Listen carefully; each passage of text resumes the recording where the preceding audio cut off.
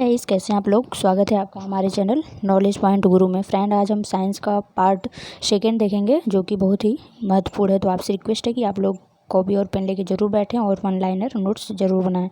चलिए अब स्टार्ट करते हैं। प्रोटीन 14 वर्ष की आयु तक के बच्चों के विकास के लिए अत्यंत आवश्यक है। एक वयस्क मानव में सामान्यतः 12 चर्वरक दांत होते हैं। टाइलिन एंजाइम के स्रोत लार ग्रंथि है। विटामिन B6 की कमी से मानव में अरक्तता हो जाती है।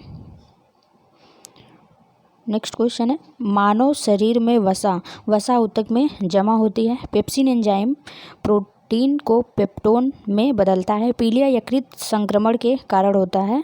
पित्ताशय में जमा होता है। विटामिन D हमारे शरीर में सबसे अधिक तीव्रता से बनता है। स्तनधारी जंतुओं का अध्ययन मैमेलॉजी कहलाता है। चींटियों का अध्ययन बर्मिकोलॉजी कहलाता है। इंपॉर्टेंट क्वेश्चन है ये। विषाणु का अध्ययन वायरोलॉजी कहलाता है। जीवाणु का अध्ययन बैक्टीरियोलॉजी कहलाता है। अरस्तु को जीव विज्ञान एवं जंतु विज्ञान का जनक माना जाता है।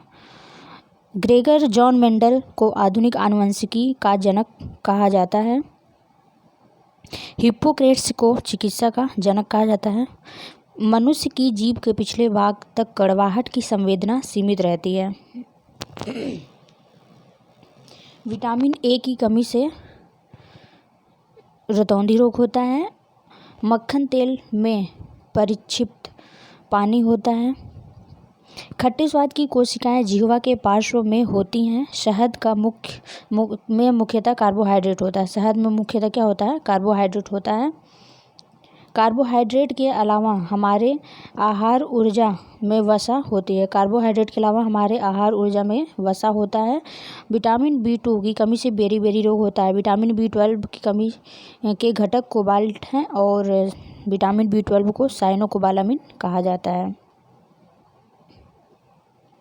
प्राणियों के अंगों के कार्यों एवं क्रियाओं का अध्ययन शरीर क्रिया विज्ञान कहलाता है, जिसको फिजियोलॉजी भी कहते हैं।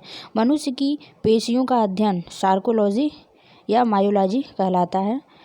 रुधिर के सीरम एवं रुधिर से संबंधित अध्ययन सीरोलॉजी कहलाता है। अस्थि के कंकाल का अध्ययन ऑस्टियोलॉजी कहलाता है।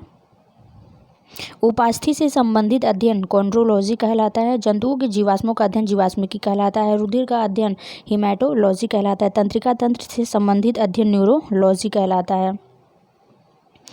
पीनियल ग्रंथि मस्तिष्क में होती है। अगर पूछा जाए पीनियल ग्रंथि कहाँ होती है तो आप बताएंगे मस्तिष्क में होती है। हाइड्रोक्लोरिक अम्ल आमाशय रस में पाया जाता है। एंजाइम मूल रूप से प्रोटीन होते हैं। आहार नाल एलिमेंट्री कैनाल में स्टार्च के पाचन में अंतिम उत्पाद ग्लूकोज है। ग्लाइकोजन यकृत में जमा होता है। पित्त रस का स्रावण यकृत में होता है।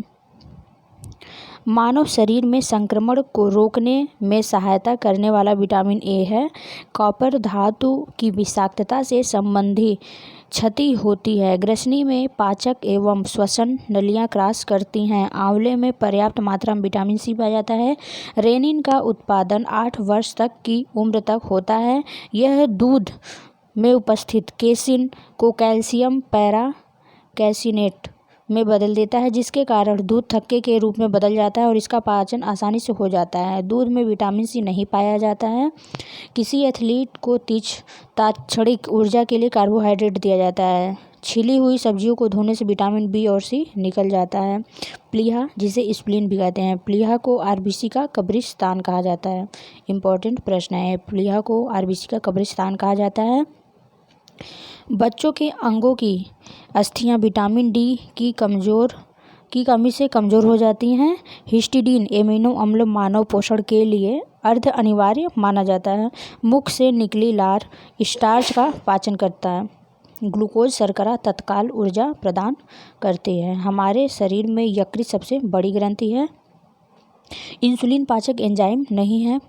पाचन प्रक्रिया में प्रोटीन एमिनो अम्ल में बदल जाता है। आहार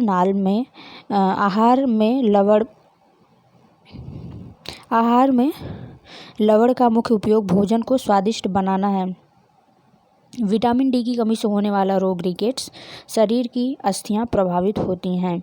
दालें प्रोटीन की उत्तम स्रोत माने जाते हैं। और अगर पूछा जाए सबसे ज़्यादा प्रोटीन को किस में पाया जाता है तो सोयाबीन में पाया जाता है। Thanks for watching my video.